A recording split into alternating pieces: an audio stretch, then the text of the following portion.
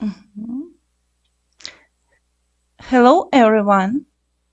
Good morning, good afternoon, or good evening. My name is Nadia. Thank you for being here. We are honored to welcome Earl and Sarah for the teaching Five Houses Mountain House Masterclass.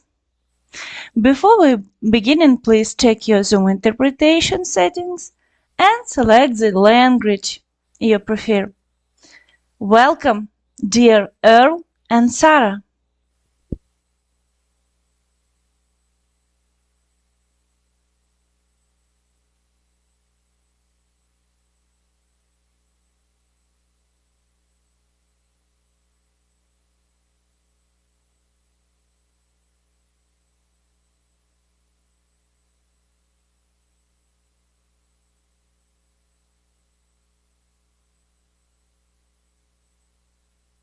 10的伙伴在哪里啊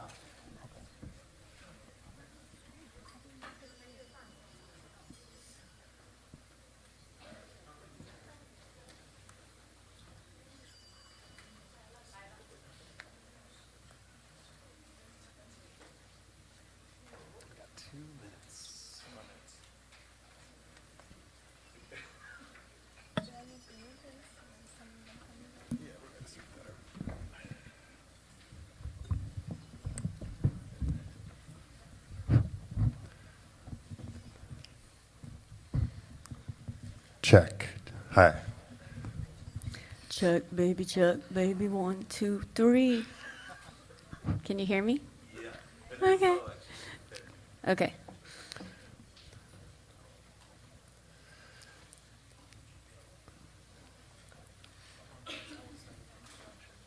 Yeah. Make it good. Okay, so hello everyone from online through the airwaves and everyone here in person. Good to see you again. And today, with our special admiration of love, we have a special teacher couple today here with us. We have teacher Earl Burney and Sarah Blackburn joining us. And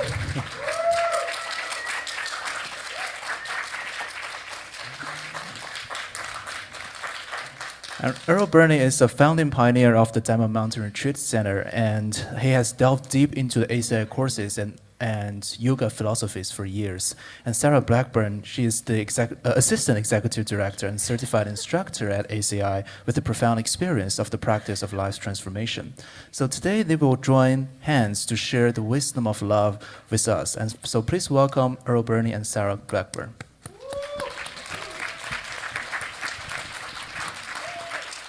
Cool. Thank you, David.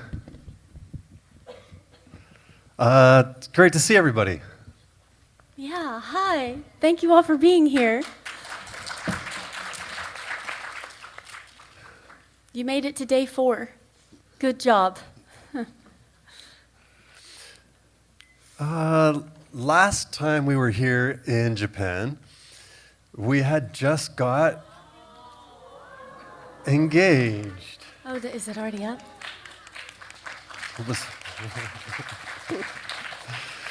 So yeah, last time we were here, we had just got engaged. That was cool. And then the last year has been pretty big. It's been a big year. It's been full. My dad passed away, so that was a big event for us. And then we moved. Sarah had been in New York for 22 years.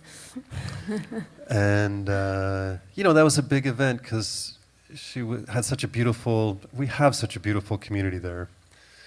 And it was very hard to move away from, and it was a big change for us. And we moved to Arizona to be closer to Geshe Michael. And, yeah. We put all of our stuff in a moving van 1 week before our wedding and drove across the country. I do not recommend that, by Our, the way. our main advice for this whole talk today is don't move 1 week before your wedding. If you take away nothing else, we feel like we've done our job. Save your marriage. We were fighting on about halfway through about the wedding glasses. Yeah. What to engrave on the glasses. And it was probably our worst fight. And at the heat of it, the truck broke down. The moving truck just broke. And we're on this side of the highway, and it was like the universe being like, you guys need a timeout. Why don't you just go sit on the highway for a little bit, figure out what's important, and then you can return to your journey. Which we did, and we got married, and we wanted to share a few pictures of that, and then we'll move into our talk.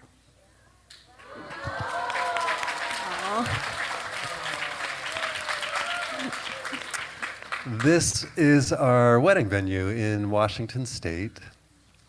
This was August 12th. No, it's not. It was August 11th. 8th. August 8th. Just making sure you knew our wedding date. Obviously, it was August 8th. So we got married on August 8th in Washington State. We actually got married on August 9th. It was August 9th. And it was a super beautiful, beautiful venue. And we got lucky this is the rainforest, and we got a day of just beautiful sunshine. And that's our ceremony. You guys are doing great at the reactions that we were hoping for. Keep it up. This is awesome. So it was a beautiful small wedding.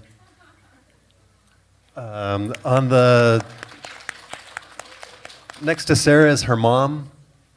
And then there's my brother on the far left, our best man. And then somebody in the middle who you guys might know.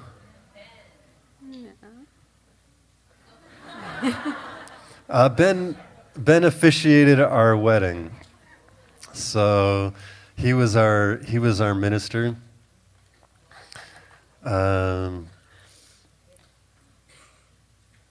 Yeah, so that was cool. I called him and I was like, Ben, I got bad news. He's like, what? It's like, you're not going to be best man at my wedding, and I just want you to hear it from me. And he's like, yeah, okay, great. Thanks. I was like, yeah, but I want you to be we want you to officiate the wedding. And he's like, oh. So he officiated it. Those are my two nieces that were the flower girls.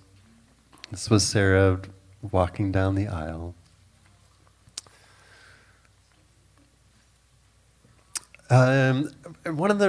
So why am I sharing all of this? One of the reasons is we just got a lot of support from family. Here's a good chunk of my close family, but also just the international community of friends that we share. And, our friends in New York, we had a big celebration. It just made us realize how many beautiful relationships we have around the world, and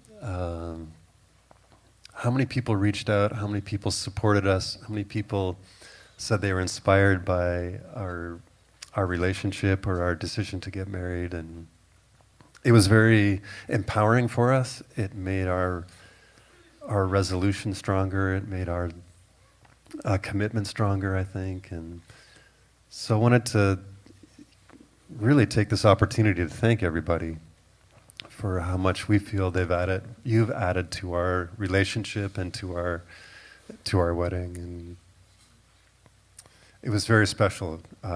From the moment we got engaged, there was just like incredible support, and then when we got married, same thing. So we wanted to take a moment and really share this with people, but also thank people for all the love and support we've been getting. It's been amazing.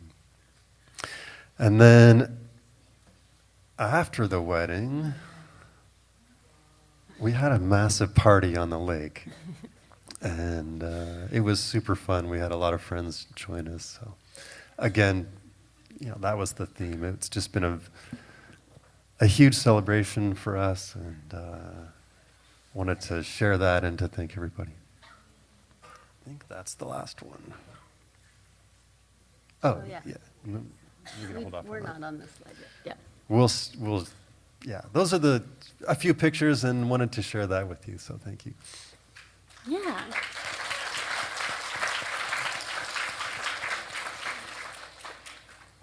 And I wanted to share a little bit about what we're hoping to that you'll get out of this talk today, and what our wedding has to do with love and a retreat. Like, how does that all connect?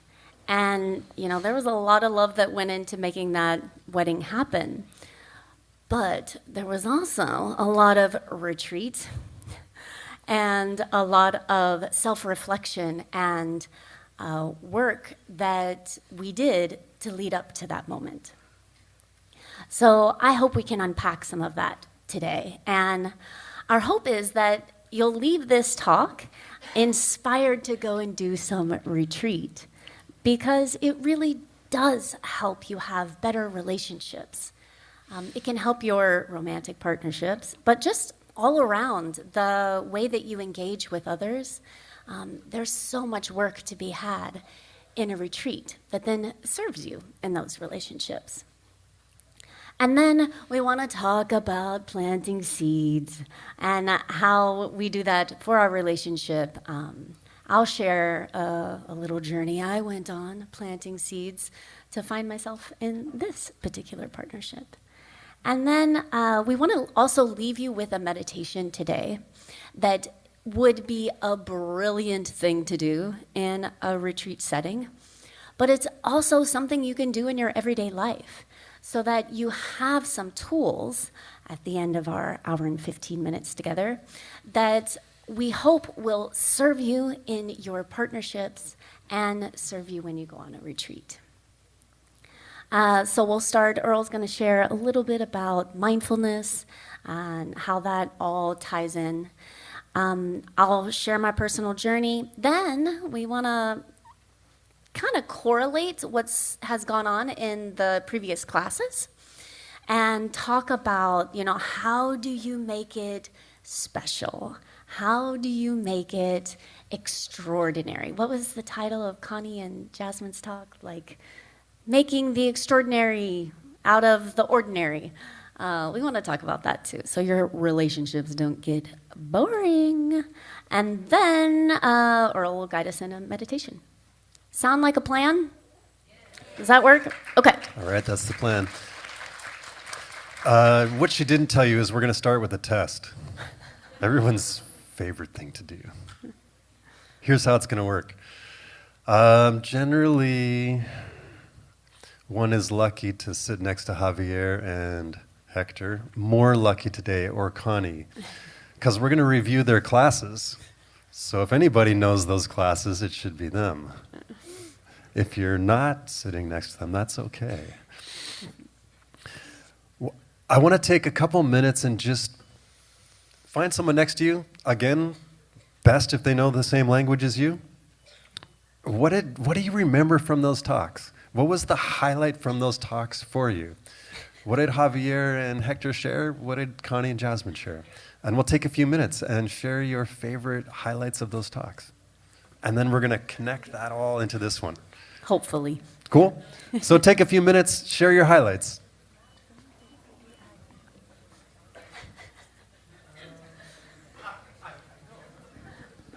Oh, and if you're online,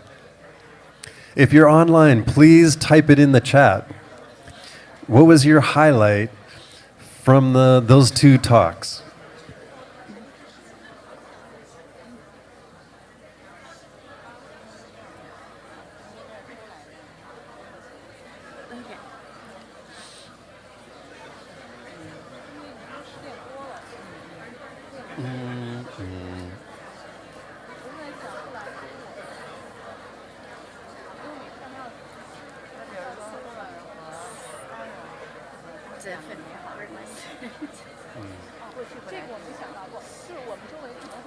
You look great.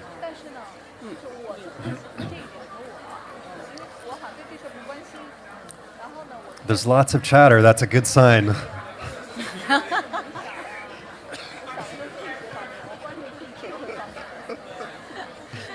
They're like, Oh my God. Yes, And- holy teacher. Hector. It's because they.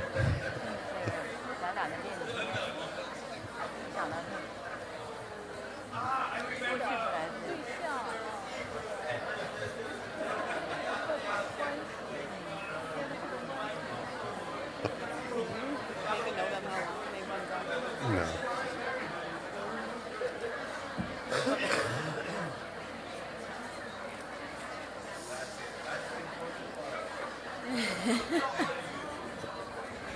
I know, you're the one bouncing like crazy, not me.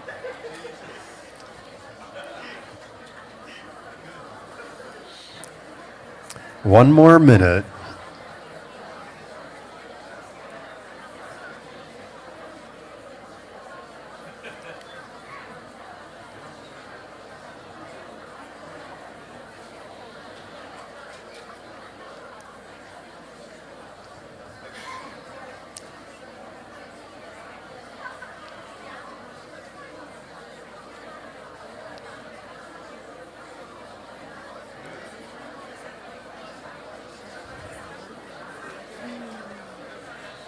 Are you going to ask anyone to share?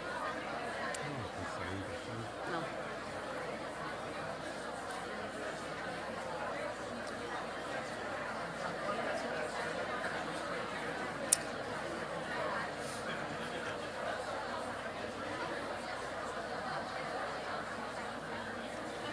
Should we bring them back?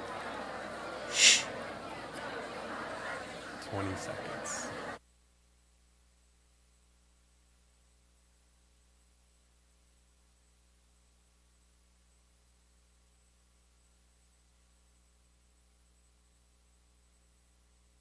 Hey, cool. Lots to talk about. That's good. Yeah, keep that highlight in your mind. Maybe write it down if you didn't, in case you're put on the spot. Oh, there's lots of hands going up. The Hector and Javier talk. Their talk was called "Focus is the New Luxury," and they said doom scrolling is great with the proper motivation. That was my highlight. No, it was a 9-point talk, so now we'll review the 9 points. No. No, it's a great talk, and I really appreciate you guys teaching and coming this way. Thank you.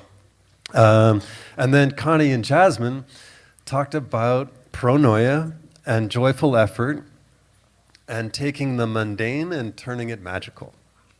And all of that is going to feed into what we're talking about today. So I want to go off a little bit about attention being our most valuable commodity, because we're supposed to be talking a little about a retreat today, because we represent the retreat house, which is the best house. Mountain house. Mountain house. Yes. How many mountain housers out there? Yeah. Mountain house. We're a little thin. All right. Do we have a mountain house gang sign yet? Not yet. Perfect. All right.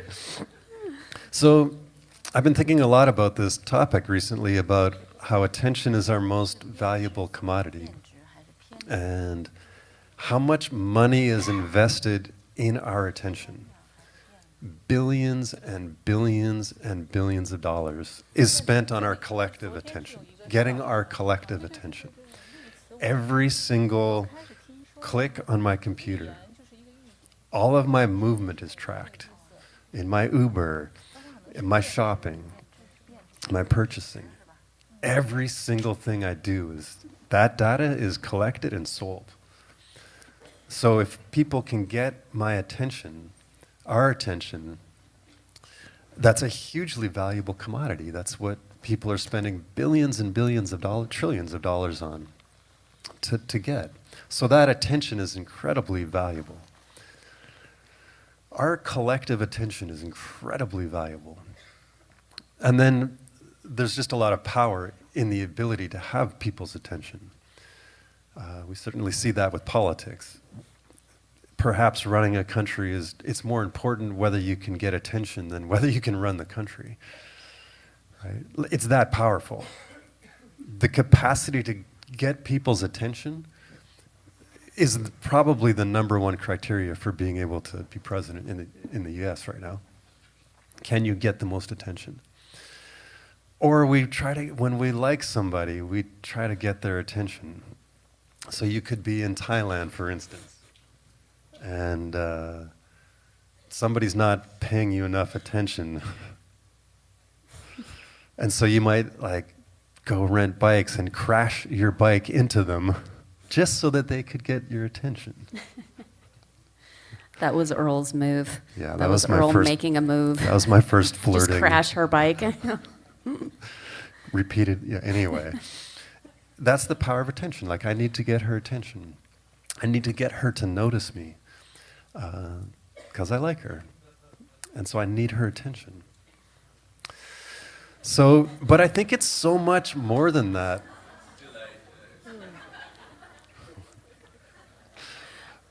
What I miss? The delayed translation. But it's more than that. Our attention is our life. And Hector and Javier touched on that. The some moments of my attention, what I put my attention on, becomes my day. What we put our attention on becomes our week, becomes our month, becomes our life. And so there's nothing more fundamental to changing our reality than to be able to control our attention, to be able to control our mind, to be able to choose where we put our attention. Those some moments of where I choose to put my attention on become my life.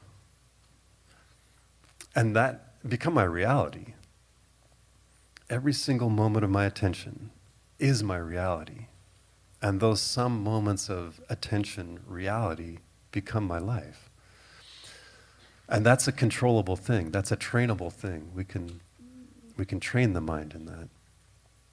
So there's no more powerful way to transform our reality than by training our attention. By being able to have some input and say and control in what we're focusing on, controlling our reaction to what's happening, creating that space between event and response, and really just, are we going to look at I always think of New York. Am I going to focus on the dog crap on the sidewalk? Because it's there. At least I hope that's it. Anyway, I hope that's what it is. Or am I going to look at the flowers and the trees that are also present? As I remember walking to Three Jewels once in New York and seeing someone had planted flowers, and they weren't like little sprouts; they were full bloom flowers. And I was working in the cafe at that time, and I walked there every day. And it's like, oh my God, it was 10 seconds from the front entrance of the Three Jewels. And I'd never seen them before. And it was like, wow, I just walk to work every day like this. Stressing out about whatever. That I had never taken the moment to pick my head up and be like, wow, those are really beautiful. And so I can train my mind to that. I can train my mind to look from the nasty parts of my reality to the beautiful parts without ignoring it. It's not like I'm denying my reality. It's not like I'm bypassing reality. I'm just choosing to train my mind to at least find some balance of the good and bad and the beauty. And then that becomes my reality, right? It's either the dog crap or the flowers. Anyway, so I've been thinking a lot about that, how, yeah, it's true. It's not just the new luxury. It's the most valuable thing any of us could ever, it's the most valuable thing all of us have, is our capacity, is our attention and our capacity to control it. So we're going to hold that thought and we'll weave that through what we're talking about today in terms of developing that in retreat and applying that to all aspects of life. But here today, relationships. Cool? This is my part, right? Mm-hmm. Okay. So. Oh. Couple points. As Hector and Javier said, it allows us to plant seeds more powerfully. It allows us to focus on the results that we want with more clarity. And it allows us to maintain a higher degree of ethical living, which that's the connection between our relationships also. Okay. Great. And that mind training is something you really, really focus on when you do a retreat. Because there you are, and it's just you, the four walls, and your mind. For me, I don't have the experience of retreat like Earl has. I haven't done a 3-year retreat. I've done a couple 10-day retreats. But I've definitely had to work with my insane mind and train it so that I could show up in my world and in my relationships in a better way. And I wanted to share a little bit of that with you all. So, and I wanted to talk about the period of my life where I did so much of that training that then prepared me for the relationship. And the training happened in my single years, which for me, I was single the majority of my 20s and 30s. So I thought we could get a little vulnerable here. Put up your hand if you are currently single and you would like to be in a relationship. Okay, I have to wait for the translation to happen.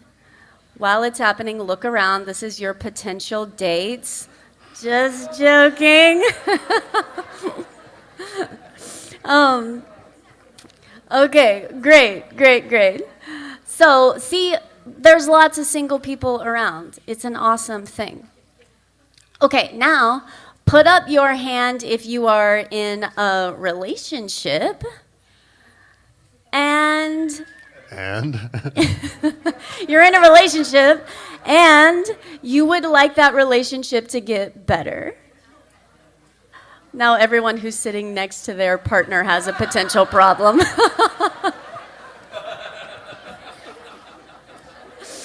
No, but, okay, there they are. No, but, we actually should all put our hands up for that. All relationships, single people, married people, people about to break up. It is the driving force of humanity. I don't know if you've heard, but they often say we think about two things. We think about food and we think about sex. Your mind is constantly looking for a deep connection. And even when you are in a beautiful relationship or a really hard one, your mind still does the same thing, you guys. It's still like, oh, I love him so much. I just wish he brushed his teeth every single night so that when we wake up in the morning,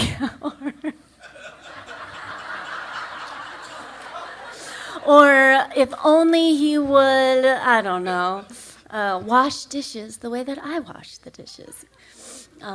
Your mind is going to do that. We all are driven by that desire to be in a close, connected relationship. So, now that hopefully we've leveled the playing field, we're all looking for something similar.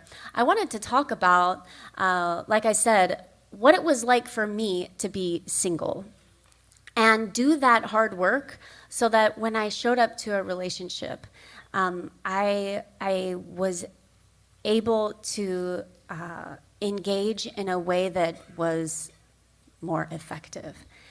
And there's so many stories, you guys, but I think one of the biggest things I learned from being single for so long is that no one else can make you happy.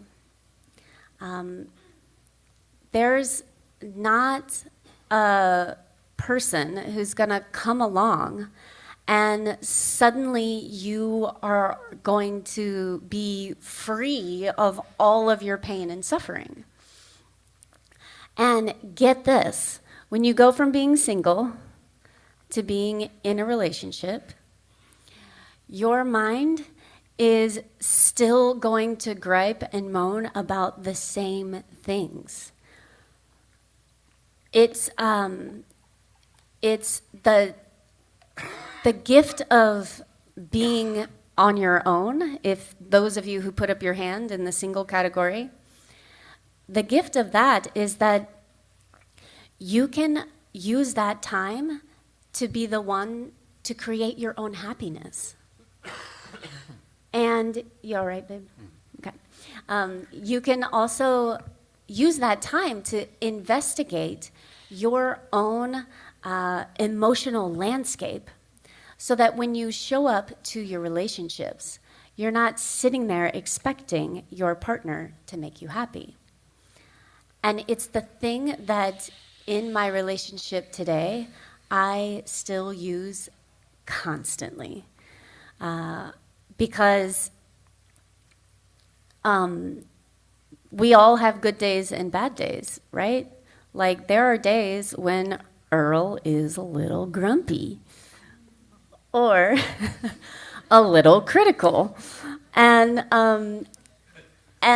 if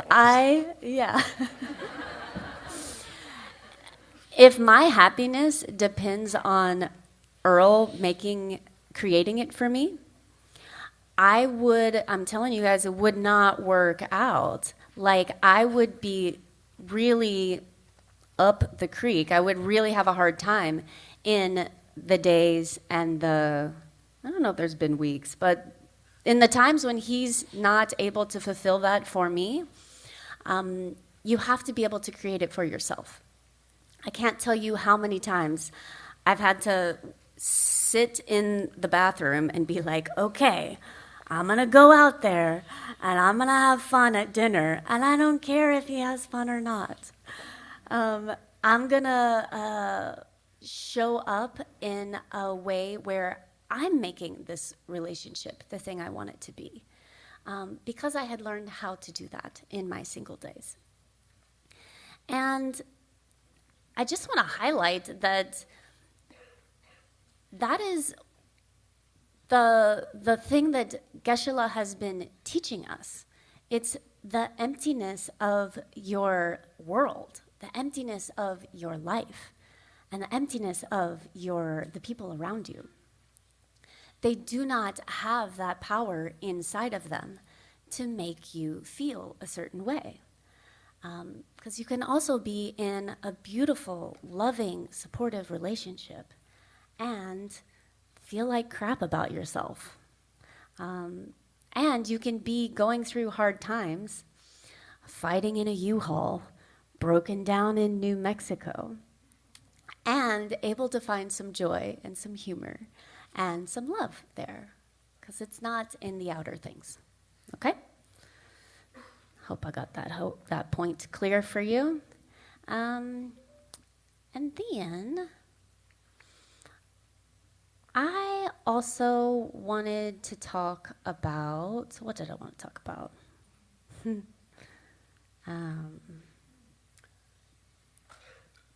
seeds. Oh, right. Yeah. You want? I wanted to talk about how I planted seeds for the particular relationship that I'm in. So, check it out. Like I said, I was single for a long time.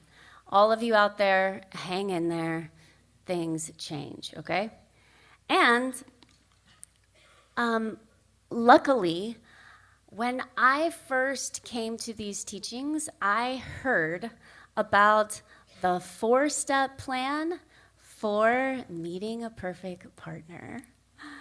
Have you guys heard this before? Yes, exactly. How many of you have gone to the nursing home and sat with an old person on a regular basis? Yeah, awesome. Keep your hand up if you've done that for like at least a year. Keep your hand up if you've done that for 2 years. What about 5 years? Still going to the nursing home after 10 years? Yay! Great.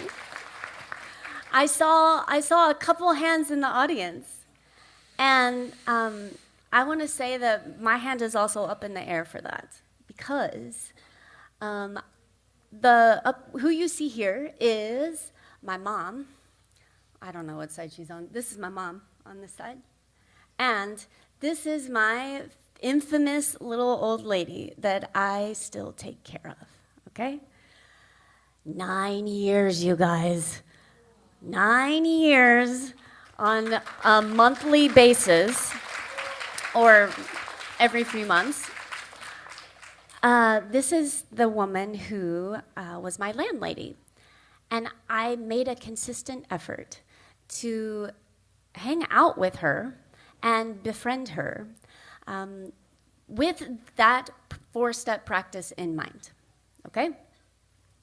So, the first thing that I want to share with you that I hope you will remember is that a 4-step plan is not something that you just do for 6 months, and then when you have the fun date and you meet someone and you're like, oh, it worked, you can just stop doing, okay? You have to stick with it because it's so much more than just planting the seeds for a hot date, okay? And that's one of the biggest things I learned through that 4-step practice that I continue to do. It's actually a 4-step plan for your life, okay? Because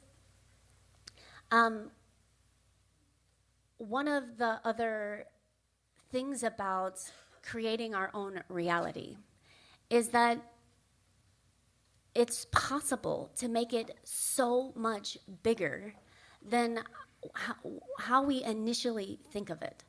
And that's one of the things Earl and I wanted to share with you today, is that your relationships and your practice, they can be aimed at something so much bigger than what our normal minds are used to thinking of. So, you can do a practice of going to the nursing home and hanging out with someone with the intention to create a perfect partner, okay? And if you're lucky, it will work. But perhaps you've heard Geshe Michael share that your intention is also the thing that creates the flavor of the result that you get. And so if your intention was just to hang out with that person so you can get something out of it, you might find yourself in a relationship with someone who's just hanging out with you so they can get something else out of it. And if I wish you all could get a picture of like dating in New York. It's wild, okay? It's a wild roller coaster. But I saw that happen, you know? I had my short little flings, And then each time it would crumble, I would go back to the practice and say, oh, there's something I've got to shift here. And something that Hector always grilled in our heads was, don't use these practices and these teachings just to get a nice life in the human realm, because there's so much more that's possible. And when I would go back again every month or so to hang out with Victoria, I would see how much deeper could I go in my reason for being there. And what I learned from the experience is that I can use the 4-step practice to understand how my world works. And if I understand that the feelings in my mind and my body are not coming from the thing it appears to come from, but instead it comes from what I've done with others, how I've shared kindness and love, laughter and joy with someone in a consistent way. And then that is ultimately what gives me the thing I want in the long run. If I can understand that, I can apply that to escaping all of the crap, all of the pain and the things that I can't stand about the world in its entirety, because it can teach me about my mind and my world. So that's what I hope that you can get is do your 4-step practices. Create your perfect partner. There's nothing wrong with wanting to have good things in this life. But you can also aim that arrow of creating the life that you want at something bigger. And you can even do it for your friends. Like, what if you really could make the Victoria of your life happy? What if you really could take away her loneliness, regardless of whether or not you were going to get a hot date at the end? And that's what helps you stick with it for decades at a time. Last thing I wanted to say about planting seeds to find a partner is that also, please don't get too stuck in a 4-step plan. 4-step plans are great. Do them. But you can also count all the times you sat with your bestie while they cried about their partner, their breakup, their fight with their sister. And if you can just try to help them. And when you get that feeling like, wow, I did my best, and I might have even helped their relationship be a little better, that counts. You can bank that. Or every time you were happy when you saw a really sweet couple, instead of being like, ugh, they're so annoying, get that out of my face, it's so inappropriate. I had to make that shift in my mind too. That goes towards your awesome relationships. And then here's the other one that people, at least for me and what I've seen in my world, that we don't always recognize in ourselves or that we don't acknowledge. It's our weird malice, our kind of happiness when people are having a hard time in their relationship. Yeah, don't do that. It doesn't work for you. It doesn't help anyone. And you want to catch that tendency because it will tear apart your potential. Instead, try and help them if they're having a hard time. And in my experience, that is such a big part of what I attribute to the relationship that I'm in. All right. Hope that was helpful. I think it's on you now.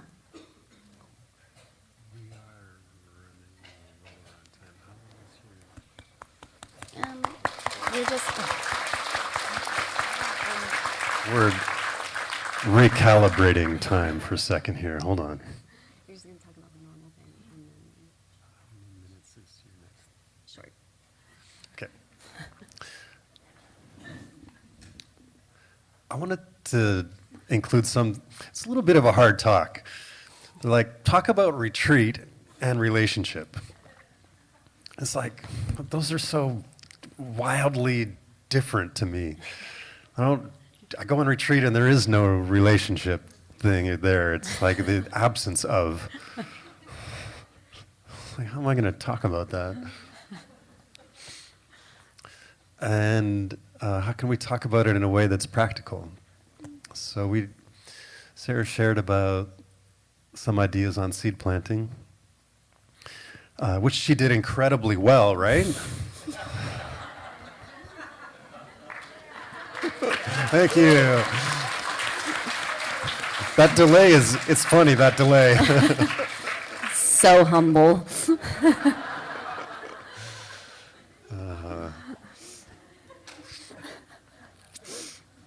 And I was reflecting on retreat, seed planting, and relationships.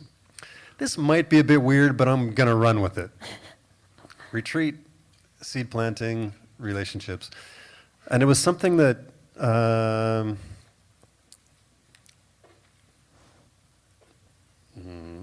yeah. We used to study at Diamond Mountain for 5 weeks at a time. And we were doing the 18 Diamond Way courses. We're quite far into that process. And we showed up one time, and it was the first class, and Geshe Michael introduced this idea. He's like, we're doing this ceremony called a white robe ceremony, if you want. We're like, oh, okay. Is it an empowerment? Sounds great. What special meditation empowerment thing are we getting to get? He's like, no, we're going to do celibacy for 5 weeks. Totally out of the blue. No idea that was what we were going to walk into in that class. And he described the ceremony. It was called White Robe Ceremony. And that was the idea. Be celibate for a month. And so one of the things for me about retreat is you step back from the normal. You step away from what you're used to, and you get a chance to kind of reevaluate or recharge, get a different vision about who we are or how we see the world. And there's a clarity that comes from stepping back, slowing down, retreating, and having some clarity of mind and peace of heart that allows us then to step back into the world with some new energy or new vision, new outlook, inspiration about, well, how do I want to re-engage with the world? And that was this ceremony. And I don't want to talk about it too much, but take that idea and think about, well, how can we step back from our normal relationships, whether that's with a partner or coworker or a friend or parent, kid. How could we create stepping back from that to reapproach it differently? Like a metaphorical retreat. And so some of the things we did, the emphasis was if we stop for a moment our normal way engaging with our partner, and it was specific about sexual energy was a big part of it, but also just how we see them.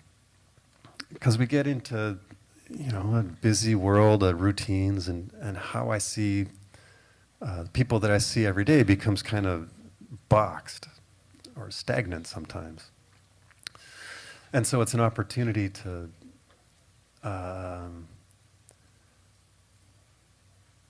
allow ourselves to use our focus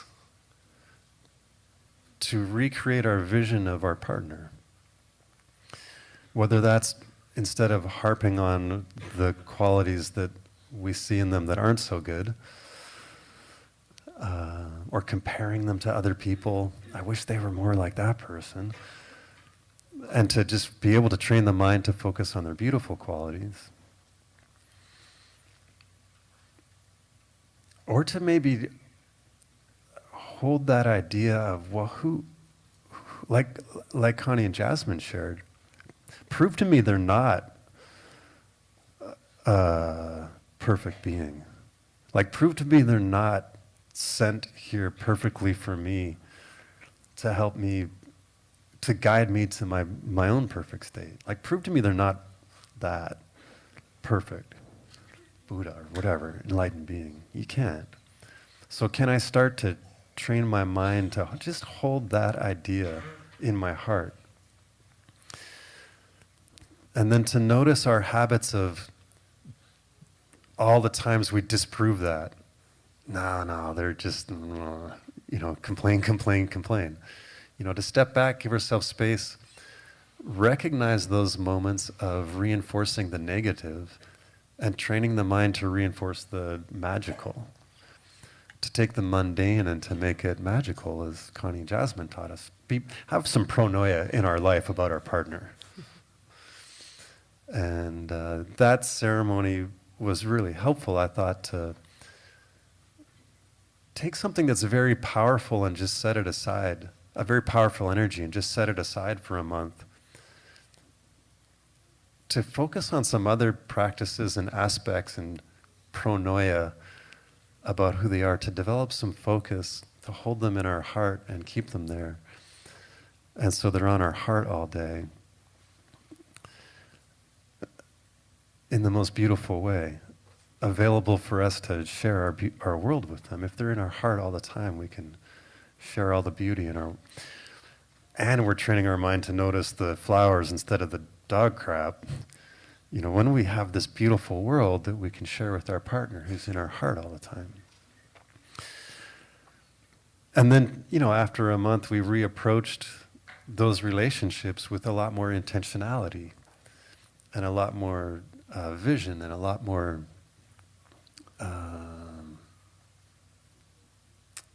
I like that idea, pronoia. And I thought that was a really cool way. For me, that period was a very powerful seed planting experience and practical. So as we look for, inspiration in this talk, how do we make it practical? How can we step away from a metaphorical retreat, from the normalcy of retreat, and turn the mundane into the magical? And keeping that purity, the sexual purity or the mental purity, as a method to plant the seeds to see something magical.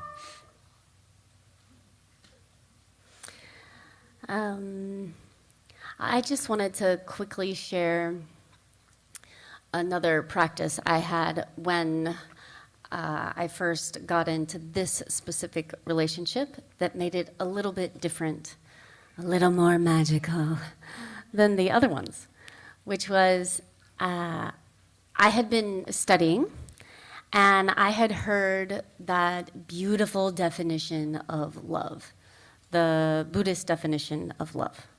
Does anybody know it? No? Yes?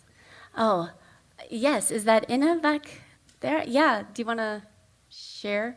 Can you shout it out?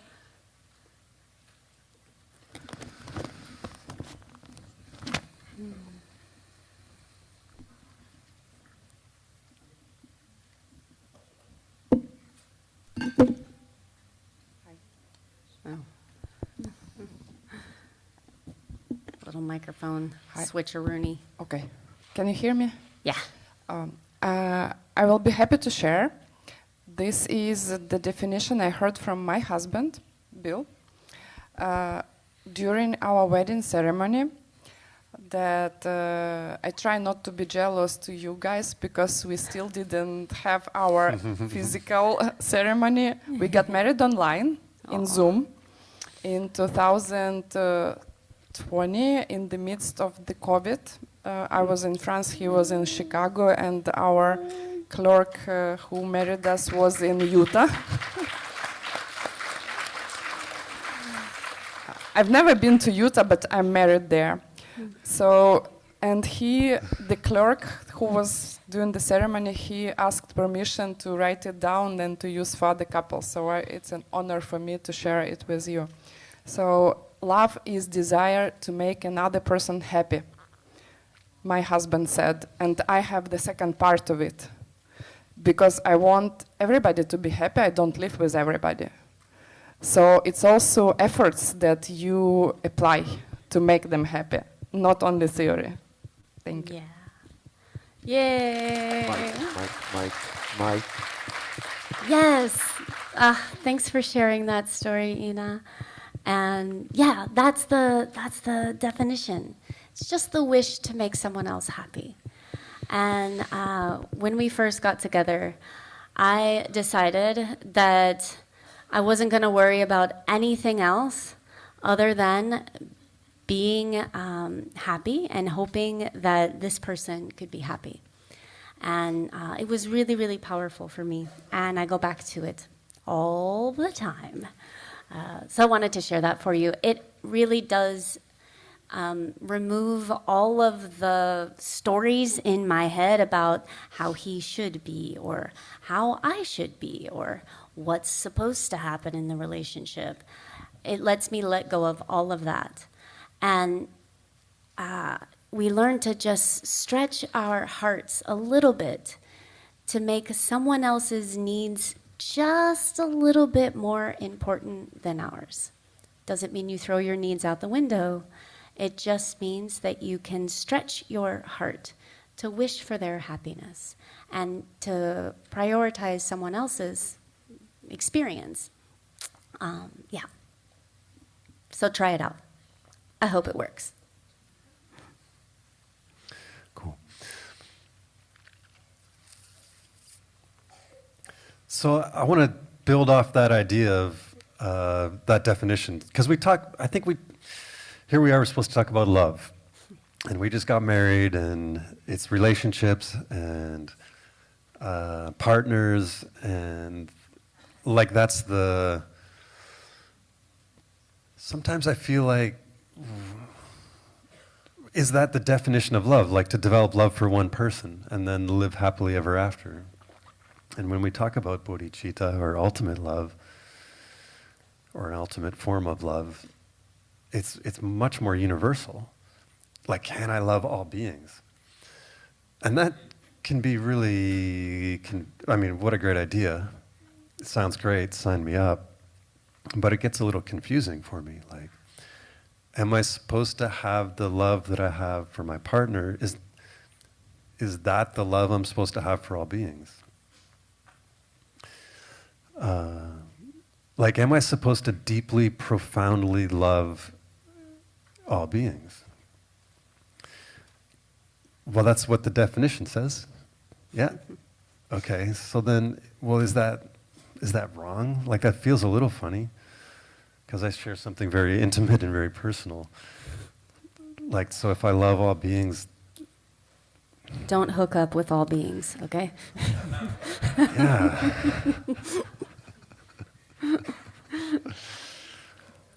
Product of your teacher.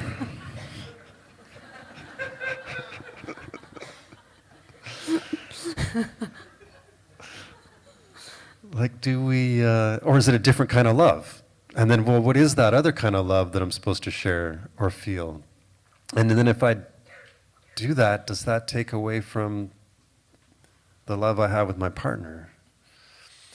So in theory, I think it sounds easy, but I think it is also actually quite complicated. But it reminds me of some experiences I have had in retreat where it wasn't complicated.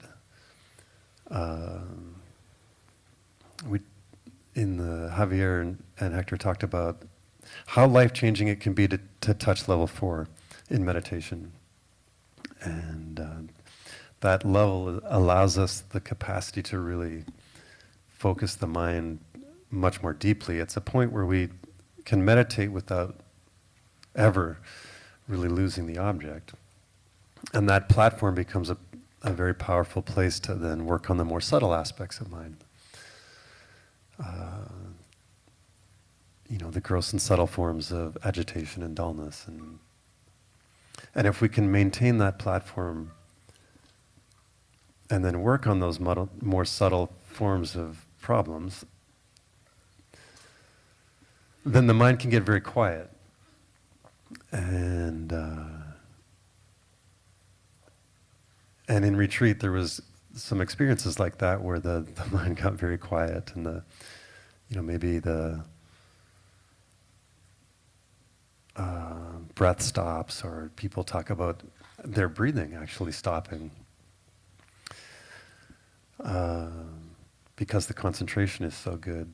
But to me, there was times when the clarity was profound, where it felt like when the subtle dullness fades away, it's like there's a cloud that we've been in our whole life that is gone. And it's just very clear and very vivid and very precise. And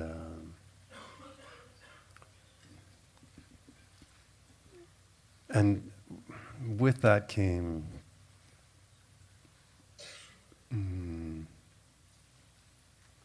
there's just it's called Shinjong. There's like this very beautiful feeling in the body and a very beautiful feeling in the mind. That's kind of independent of any sort of object. And then if we understand if we want to connect that to the subtle body, when prana comes in the center channel, it's connected to that, to wisdom, to that blissful feeling, but also to love. And so there's this beautiful feeling of love that pervades our experience that isn't dependent on an object. It's not love for this or love for that. It's a love that doesn't need an object. And so it's not dependent on wanting something in return. My love doesn't need something back from somebody to exist. And it was really profound it was kind of encouraging, because my idea is like, well, I have to love all beings, and that sounds really hard because I only like 3 of you. Just kidding.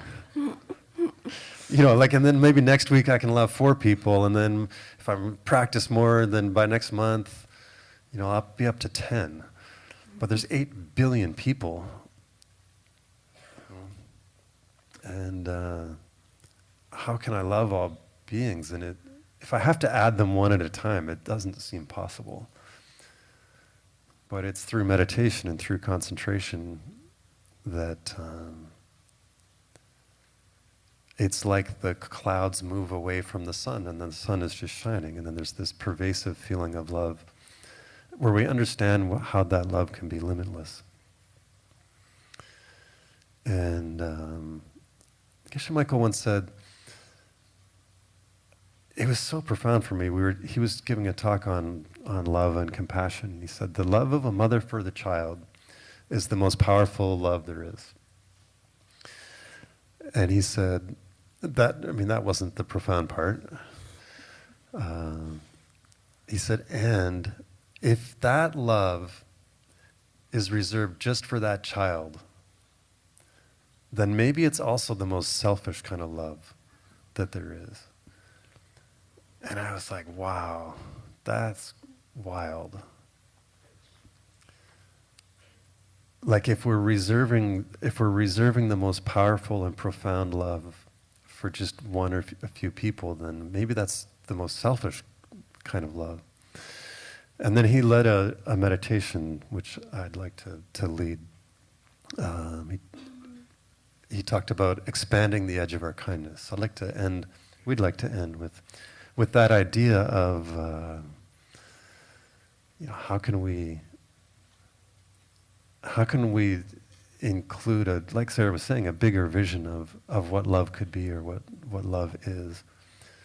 The goal isn't just to have a beautiful, loving relationship. It's, can we cultivate that limitlessly? So let's take a stretch for a moment.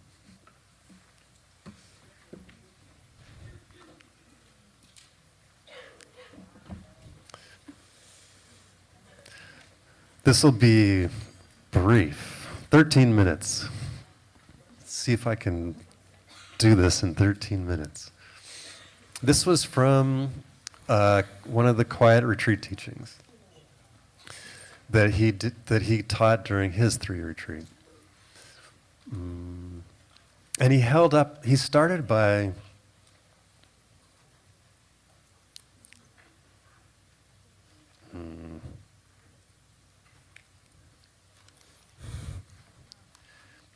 he held up a flower, and he asked us to look at the edge of where the yellow meets the gray. We were outside. Yeah. We were outside, so it was the green and the blue. We'll use the yellow and gray.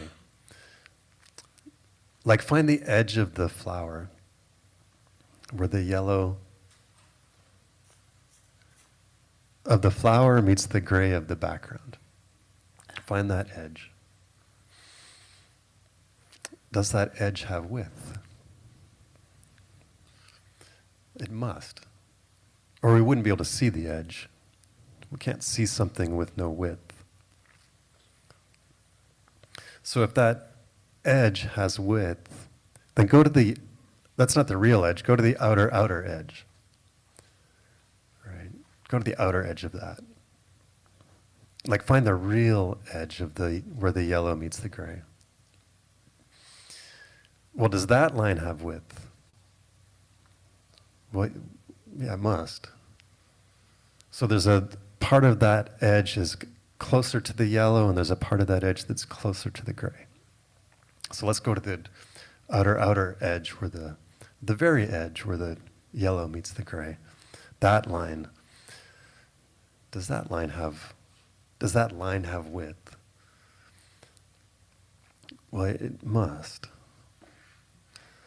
So you get where it's going. There is no findable outer edge to where the yellow meets the gray. The edge is a creation, it's an idea. We create an edge in our mind. Our mind creates the idea of an edge where the yellow meets the gray. So let's find the edge of our love. If you'd like to close your eyes, please do. And hold that idea of we're trying to find an edge. Edge of our love.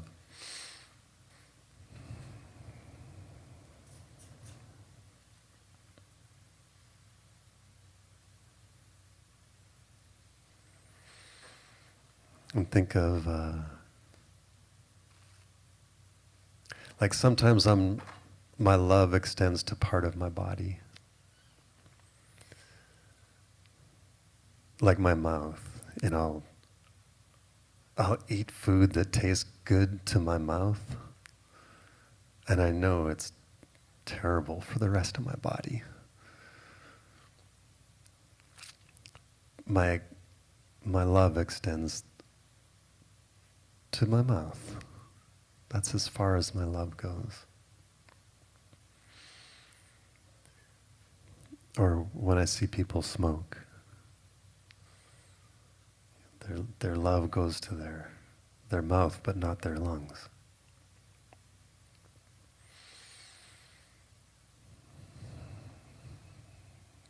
Where's the edge of our love? How far can our love go?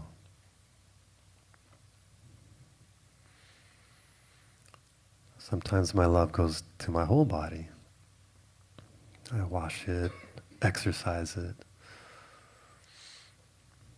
do my yoga, eat properly. I can extend love to my whole body.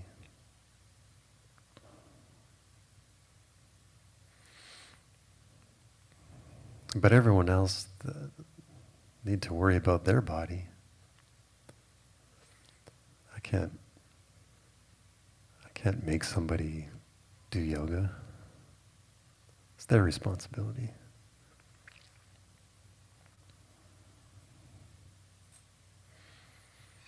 How far does our kindness go?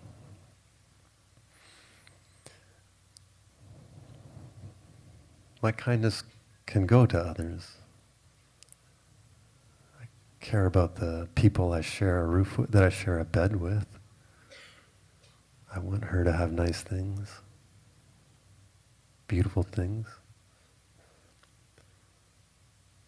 Sometimes more than I want it for myself. My love can go to another person.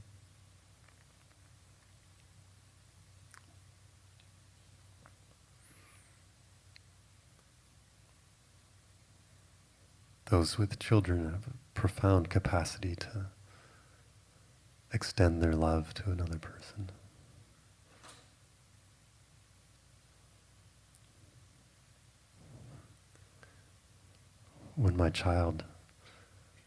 If my child is hungry, of course I would feed it.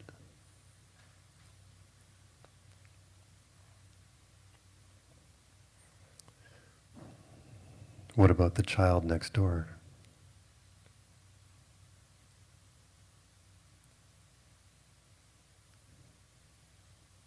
Of course I would feed the kid next door if the kid next door was hungry. I'm not a monster, of course I would.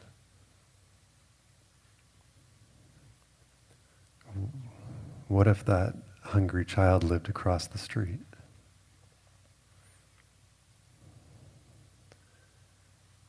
Or across the city?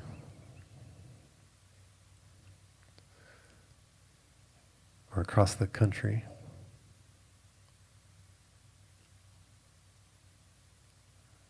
Across the world? How far does our kindness go?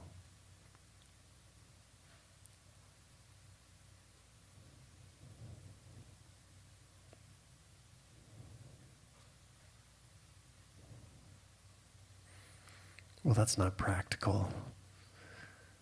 I can't feed people in a different country. It's not practical.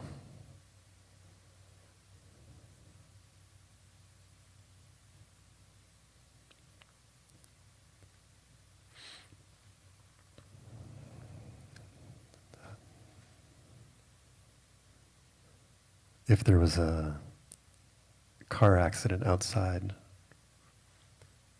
would we run to help? Of course. Of course I would help somebody that had been in an accident.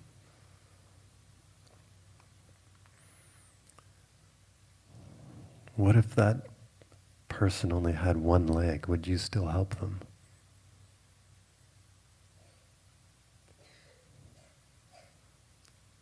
Of course I would. Number of legs doesn't matter.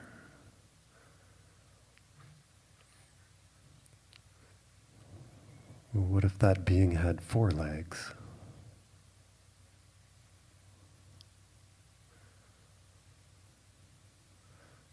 Will our love extend to beings with 4 legs?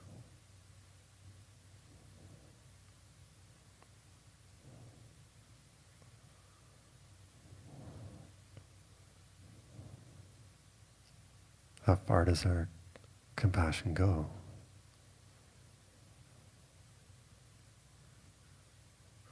What if the person in the car was very small? Would we still help them?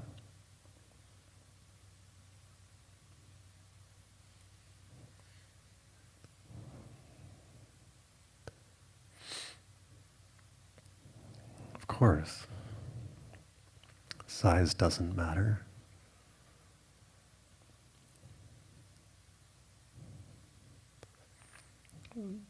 Well, then what about insects, or those bugs that tend to be a little creepy or annoying?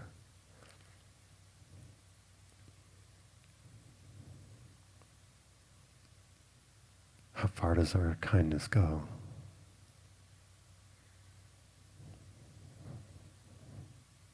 Where's the edge?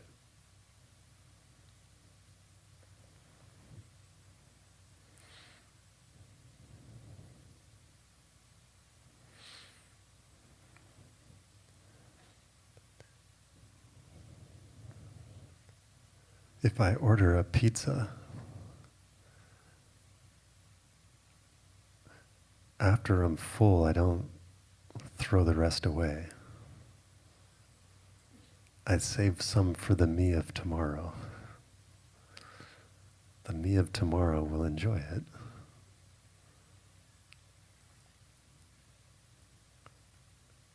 My love and compassion extends into the future.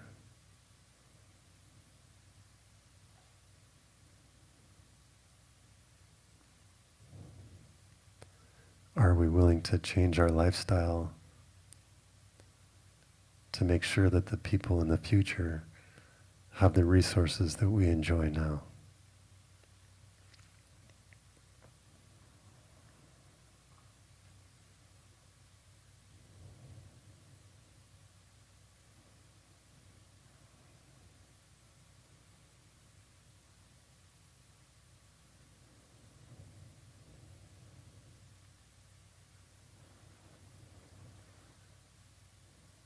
How far does our love go? Where's the edge?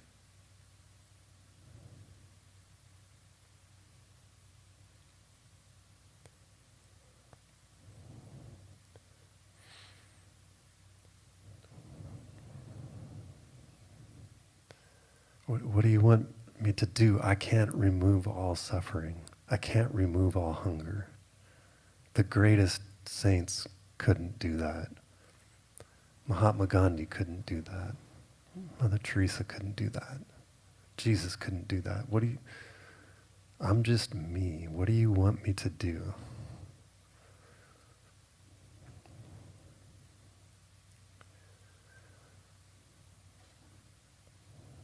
Those beings weren't great because they removed all suffering. They were great because they were willing to try.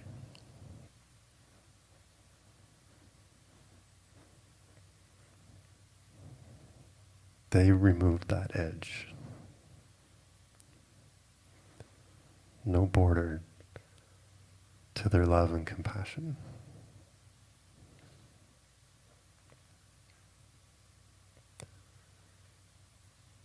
That's what made them great.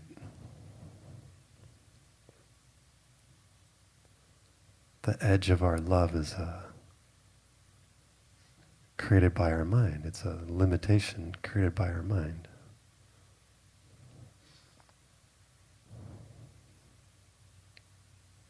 Our love can be limitless. No edge.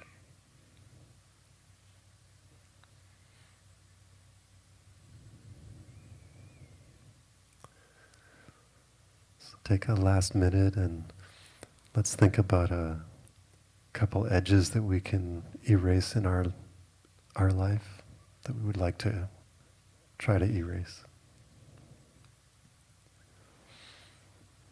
We'll take one last minute to do that.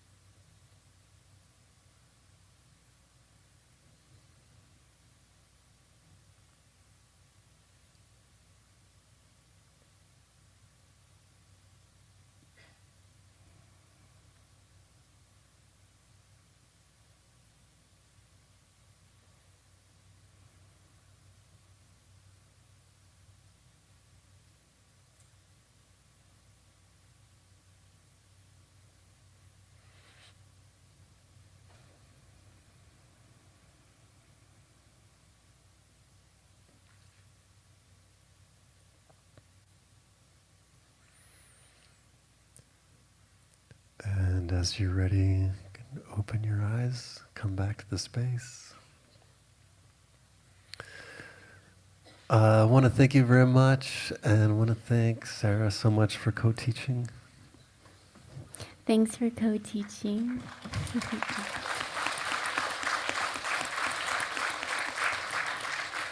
Thanks everybody for being here, and that's it for our talk. Go out and please do a retreat. Whoop! Do a retreat. Look at your own mind, and enjoy. Oh yeah.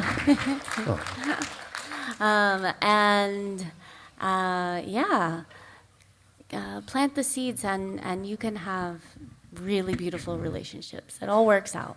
Yeah. That's it.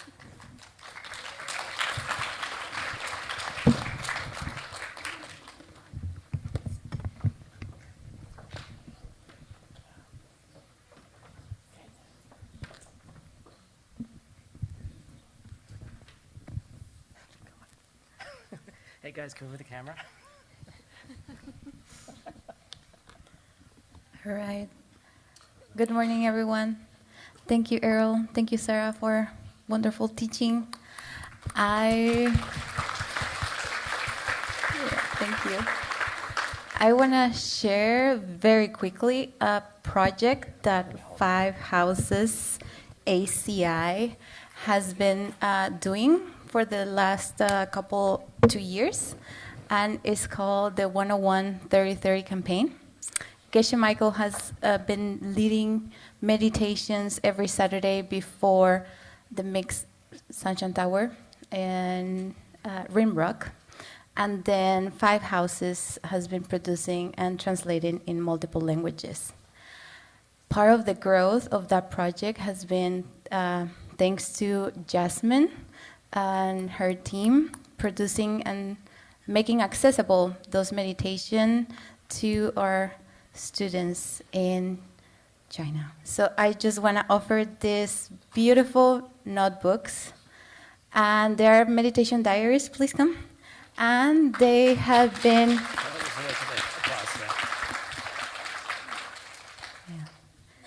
yeah. So this is very special, and I want to see your reaction when you open them. Open the first one.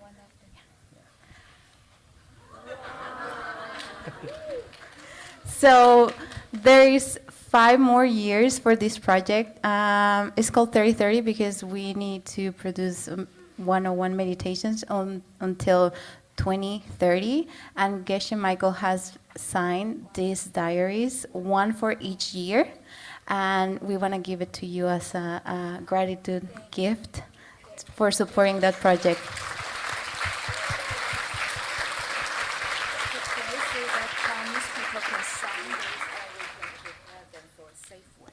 Well, we have an auction.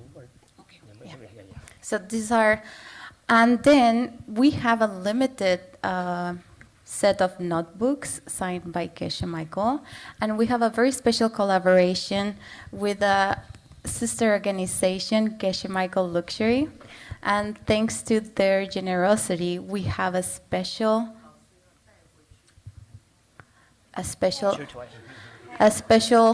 chew toy with a diamond on it. There is a real diamond. It is a real diamond on it.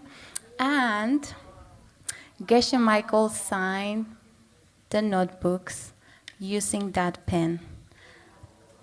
And what we want to do is, of course, fundraise, but especially invite you to join the program, 101 Meditations, and then sign up for the silent auction and support us.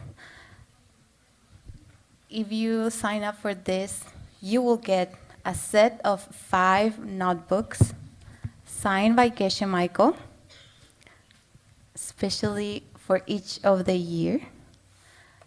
And then you can use it as a meditation reflection. Can you tell them what the price starts at? Yes, very important to know the price. So the prices start in $3,500 US, and we want to invite you to go to the table next, where Galina is. Galina, can you stand up? Yes, Galina is over there. So we have only one set of notebooks with the pen. And then we have 4 more left. Apparently it's my turn. So we have one full set of these 5 notebooks, one for every year signed for Geshe Michael's for your meditation journals, along with this beautiful pen from Geshe Michael Luxury. And then we have 4 more sets of these books that are penless, but they also have been signed by Geshe Michael with the pen. Okay? and that set starts at $500 for the oxygen. For the auction, not for the oxygen. Okay. And that's also over at that table as well. So thank you. First of all, thank you again, Jasmine, for all your support for the 5 houses and for the one-on-one meditation initiative. Thank you so much.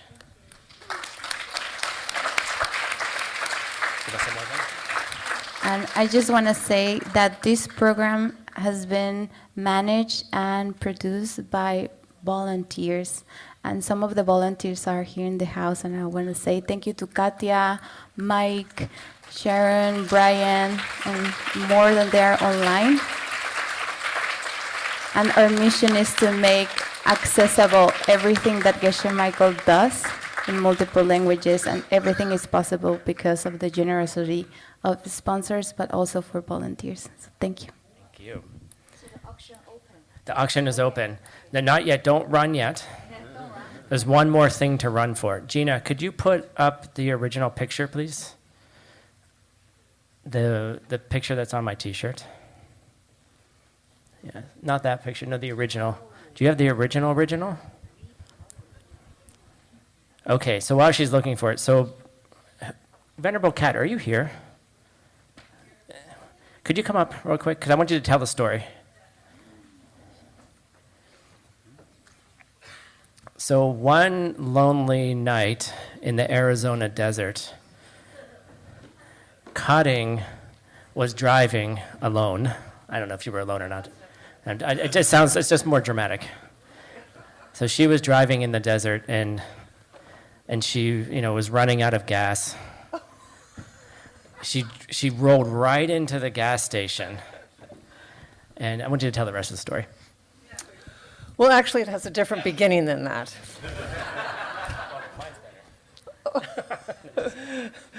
So I was almost ready for bed. I had my pajamas on, ready to go to bed early so I can get up early and do my practice. And I get a text coming in saying, "Come help us. We have a flat tire. It's in the middle of the night." Well, okay, I didn't have that part, but everything else is still mostly the same. So I'm going, I protect my going to bed time so I can wake up refreshed in the morning. And it just wasn't going to happen that night. But during the previous week, this realization had landed on me. It's like the cause of my enlightenment is responding to suffering and to need as rigorously as my teacher does. Geshe Michael is so available to all suffering beings that I realized that's all I have to do is be like him and help. So I stopped complaining after 1 second, got dressed, got in the car, bam, down the road to go help these people. Well, it wasn't just down the road, it was 2 towns away. I had to drive into the night. 2 towns away is like an hour. Yeah, an hour away. So I pull into the destination at the gas station where my friends were waiting. And bam, look who else was there. Unbelievable. So I thought, okay. And what's also unbelievable about this? Well, this says V-Power here. It also says 5 Buddha families. And it also says Nitro. And enlightenment, bam. So when Geshe saw this picture, he shared it in his daily update. And he then called me and said, "I want T-shirts." And he loves this idea of V power, right? And V has a lot of special meanings for him. Some of you know all of them. Some of you might learn what it means, including 5 houses, but it has a lot deeper meaning as well. And you might learn that someday. But he was he thought this was a very, very beautiful, synchronistic, coincidental moment, and there are no coincidences. Where was that Buddha going? Well, it came from me. All right, there we go. You heard it from her. Where's that Buddha going? It came from me, from her. Okay, so. It was heading to Texas. That's. Yeah. But yeah, so Geshe asked us to make these T-shirts, V-Power T-shirts. I'm wearing it right now. And guess what? We have 50 of them. And they are also over at the table as well. So limited edition V-Power T-shirts. So if you're interested in heading home and having some secret messages on your T-shirt, they're over there as well. Again, thank you, Sarah and Earl, for a beautiful class today. Thank you so much. And I hope you, I don't know what's next, so I'm just going to pass it over to David. Okay. Thank you so much, Tim, and thank you so much to their teachers. And we're going to take a very short bathroom break for 5 minutes because we have another G-Box class, the debate class by Ben and Kendra coming up at 10:15, but we're going to start 5 minutes later at 12:20 Kyoto time, okay? So go to the bathroom and come back real quick. We're going to see you very soon.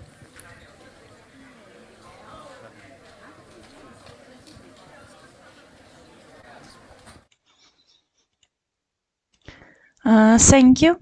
Thank you, dear teachers, Earl and Sarah, for the wonderful class of Mountain House. May the teaching we heard today continue to support our practice and our world. We will now take a short break and return in 5 minutes for debate training with Ben and Kendra. Thank you for being with us.